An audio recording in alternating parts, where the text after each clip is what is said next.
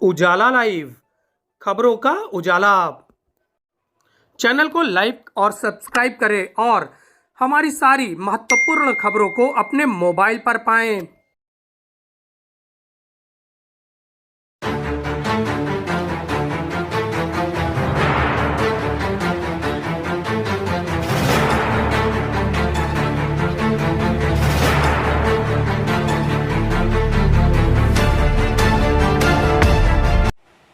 संगम नगरी प्रयागराज, कुंभ नगरी प्रयागराज, या अब यूं कहें महाकुंभ नगरी प्रयागराज। महाकुंभ आ रहा है और लगातार लोग उसके बारे में सर्च कर रहे हैं, जानना चाह रहे हैं। अगर आपको कुंभ के बारे में जानना है तो शहर में आना पड़ेगा, प्रयागराज की पावन धरती पर पैर रखना पड़ेगा। लेकिन आप कुंभ नगरी को जानने से पहले अगर अपने घर बैठे कुंभ की जानकारियां जुटाना चाहते हैं तो आपको धनंजय चोपड़ा सर की किताबों को जानना पड़ेगा, उनको जानना पड़ेगा। चूँकि उन्होंने अपने बचपन से अभी तक के लगभग 5 कुंभ देखे हैं और इन सभी कुंभों को उन्होंने लिपिबद्ध कर दिया है। और लिपिबद्ध भी ऐसा किया है कि आप उसको पढ़ेंगे तो आपको लगेगा जीवंतता के साथ आप कुंभ क्षेत्र में मौजूद हैं। धनंजय सर खुद हमारे साथ मौजूद है कुंभ के बारे में चर्चा करने के लिए। आपका सानिध्य भी मुझे प्राप्त होता रहा है, लगातार आप काम करते रहे हैं मीडिया फील्ड में और आज हमारे साथ खुद मौजूद हैं। बहुत बहुत स्वागत है सर आपका। किस तरह से किताबों में आपने लिखा है, पढ़ा है, उसको बुना है, चुना है, क्या किया है? देखिए, प्रयाग में रहने वाले हर व्यक्ति के रगों में कुंभ दौड़ता है और यही मेरे साथ भी है। जब बचपन से लेकर मैंने अपनी युवावस्था में कई सारे कुंभ को कवर किया, देखा, कवर क्या किया उसको देखा, लेकिन जब मैं मीडिया में आया तो उसके बाद से मुझे लगा कि कुंभ को देखने का नज़रिया अलग ढंग का हो सकता है। और यही वजह रही कि जब सदी का पहला कुंभ 2001 में महाकुंभ जिसे हम कहें पूर्ण कुंभ पड़ा था, तो उस समय मैं एक अखबार से जुड़ा हुआ था और एक पत्रकार की हैसियत से पूरे कुंभ के दौरान वहाँ पर टेंट में रहकर बहुत सारी खबरों को इकट्ठा किया, प्रकाशित हुई, बहुत सारी कलाओं को देखा, संस्कृतियों को देखा और उन्हें दर्ज करता रहा। रोज़ मैंने अपनी डायरी में लिखना शुरू किया कि मैं कहाँ हूँ और क्या देख रहा हूँ। और यही सब कुछ छपा वाणी प्रकाशन से और उत्तर प्रदेश सरकार के संस्कृति मंत्रालय के सहयोग से संगम की रेती पर 40 दिन नाम की यह किताब आई, जो आंखों देखा हाल था, कुंभ का आंखों देखा हाल। शायद रनिंग कमेंट्री के रूप में कुंभ को पहली बार लिखा गया था और यही वजह थी कि उसको पढ़ते हुए शब्द शब्द लोग महसूस कर रहे थे कि हम कुंभ में मौजूद हैं। और यही इस किताब की सफलता भी रही। यह किताब बहुत सारे देशों में भी गई और बहुत इसे लोकप्रियता मिली। फिर मैं पत्रकारिता से जब इलाहाबाद विश्वविद्यालय में अध्यापक हो गया तो जितने भी कुंभ उसके बाद 2006 के, 2013, 2019 इन सभी कुंभों में मैं अपने विद्यार्थियों के साथ वहाँ पर मौजूद रहा और फिर कुंभ को एक एकेडमिक्स के रूप में देखना शुरू किया। कुंभ का अपना इतिहास है, कुंभ का अपना पुराण है, कुंभ में नागा साधु हैं तो कुंभ में अन्य बहुत सारे संत महात्मा और साधु पहुँच रहे हैं, कुंभ में बहुत सारे अखाड़े पहुँच रहे हैं, बहुत सारी संस्थाएँ पहुँच रही हैं, बाज़ार पहुँच रहा है, प्रशासन पहुंच रहा है, सत्ता पहुंच रही है और पूरे पूरे पूरे देश दुनिया से मीडिया पहुंच रहा है।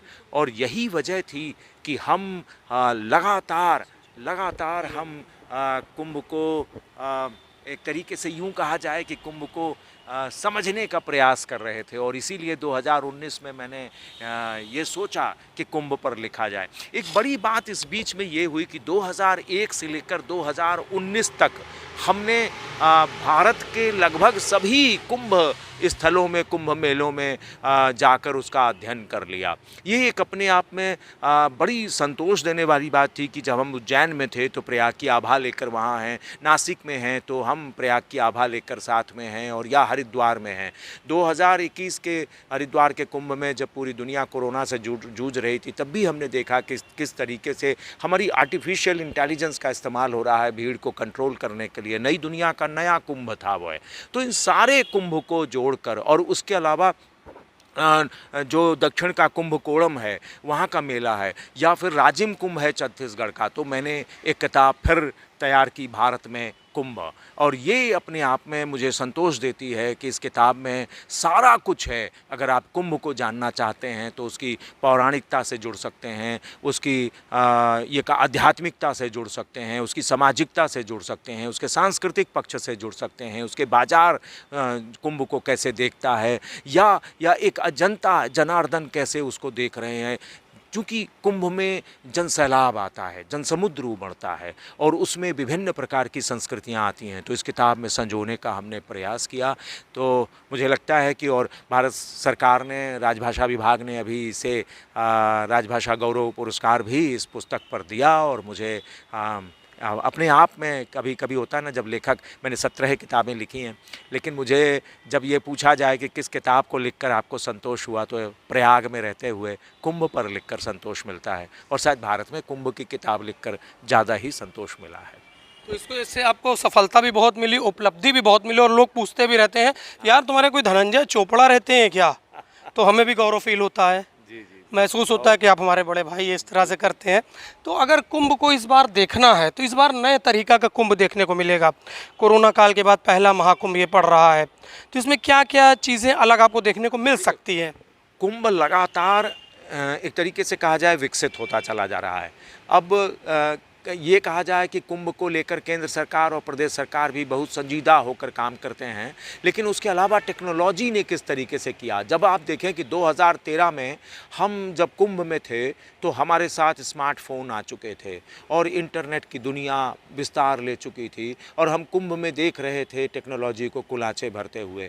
2019 के कुंभ में हमने देखा कि किस तरीके से रोबोटिक्स का, आर्टिफिशियल इंटेलिजेंस का इस्तेमाल हो रहा है। आप सोचें कि आज जब हम 2025 के कुंभ को आयोजित होता हुआ देख रहे हैं, तो हम ये जानते हैं कि दुनिया में करोड़ों करोड़ लोग, जब एक तरीके से कहा जाए कि अंतर्राष्ट्रीय स्तर पर इसे एक तरीके से धरोहर कह दिया गया कुंभ को, और तब वो प्रयागराज है। ये एक अद्भुत सा आयोजन होगा, एक अप्रतिम सा आयोजन होगा जिसमें टेक्नोलॉजी कुलाचे भरेगी, संस्कृतियों का एकदम विस्तार होगा, और हम देखेंगे कि वसुधैव कुटुंबकम की जो भारतीय अवधारणा है वो संगम की रेती पर किस तरीके से सफल होती है। ये उम्मीद की जा रही है कि ये पहला कुंभ होगा जिसमें हम बहुत सारी टेक्नोलॉजी, नई टेक्नोलॉजी को जब वहाँ पर हम जनरेटिव एआई को देखेंगे, जब हम ऑगमेंटेड रियलिटी के जरिए स्नान करते हुए महसूस करेंगे, या फिर हम चिप कम्युनिकेशन के कमाल को यहाँ पर देखेंगे। और ये दिखाने के लिए भी तैयारियाँ चल रही हैं, कैसे क्राउड कंट्रोल होगा, कैसे क्राउड मैनेजमेंट का काम होगा, कैसे बाज़ार अपने आप में ऑनलाइन मार्केटिंग की दुनिया कुंभ से कैसे जुड़ेगी। ये अद्भुत होगा देखना कि कैसे हम जुड़ेंगे। जब 2001 में वेब दुनिया ने, एक पोर्टल ने ये किया था कि हम ई डुबकी लगवाएंगे लोगों को, और अब आज देखें कि आज के समय में वो सब कैसा होगा। ई डुबकी तो बात ठीक है, लेकिन अपने यहाँ कहा जावत है बिना मरे कैसे स्वर्ग चले जाबो, तो बिना डुबकी लगाए कैसे पुण्य मिली। ये तो कमाल है टेक्नोलॉजी का। देखिए, ये तो पुण्य यहीं आकर मिलेगा, इस पर कोई शक नहीं। लेकिन जो नहीं आ पाए वो इसका एहसास तो कर लें। हम चूँकि वर्चुअल दुनिया को बड़ा कर रहे हैं, और इसलिए वर्चुअल दुनिया में बहुत सारी चीज़ें संभव हो पा रही हैं, लेकिन जो मज़ा एक्चुअल का है ना, वो तो मिलेगा नहीं।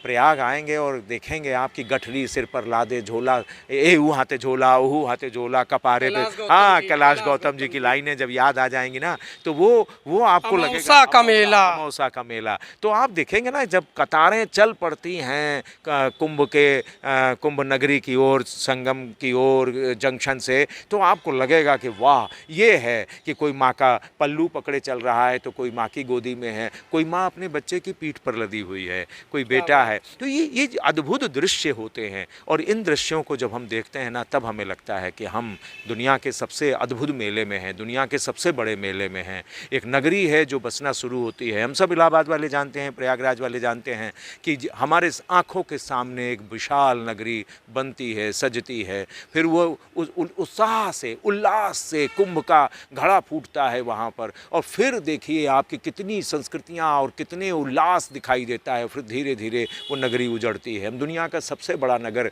बसते हुए और उजड़ते हुए देखते हैं, और ये हर 6 साल पर हमारे सामने होता है। दरअसल यही है कुंभ की आभा जिससे हमें जुड़ता है। वो कहते हैं ना, नीर का निर्माण फिर हम दुनिया को बहुत सारे संदेश देने में कामयाब हो जाते हैं कुंभ के जरिए। तो आइए ना, कुंभ को देखिए ना, मज़ा आएगा। बिल्कुल, हम लोग अभी आपस में और भी बातें करेंगे धनंजय भैया, और लगातार इस तरह की बातें आपसे करते रहेंगे। आज की बात के लिए बहुत बहुत शुक्रिया। तो जिस तरह से कुंभ मेले में लगातार नई नई चीज़ें आ रही है, नई नई टेक्नोलॉजी आ रही है, एआई टेक्नोलॉजी आ रही है। अभी भैया ने बताया कि किस तरह से यहाँ पर ई डुबकी लगाई जा रही है, तो यानी बिना मरे आपको स्वर्ग की प्राप्ति भी हो सकती है। ऐसे लोग सब्ज बाग दिखा रहे हैं, लेकिन आप इन छलावों में ना आए और सीधे कुंभ की नगरी की ओर प्रस्थान करें, और यहाँ पर आकर आपकी इस कण को अपने माथे पर लगाएं और अपनी जो पूरी ज़िंदगी है उसे सार्थक करें। धीरज कुमार के साथ आलोक मालवी, उजाला लाइव, प्रयागराज।